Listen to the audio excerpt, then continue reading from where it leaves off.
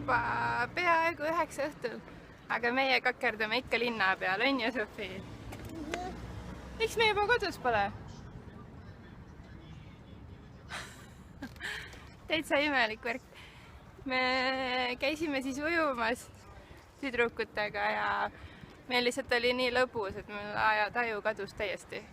Tõesti väga lõbus oli, aga Olev spa on lihtsalt nii mugav meie jaoks. Ma saan vabalt käia seal 2 väikse lapsega. Meil oli super tore õhtu. Yes.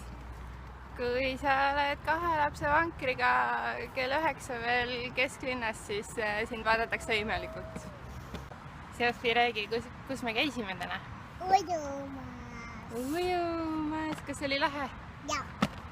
Mis sa tegid seal ujumas? Ujumasin sulla-mulla. Kas sa oskad ujuda? Jaa, oskan.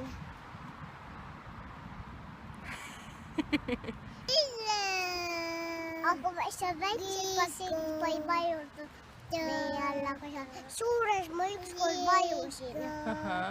Aga mis seal väikses basseinis veel oli?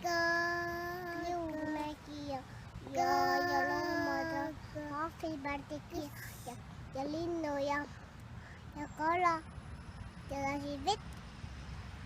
Ja siis papagoi lasi vett ja siis väike papagoi lasi vett ja siis suur pakapoi ei lastud vett. Ta ei ole keeratud, ta ei tulnud vett. Tšau, tšau!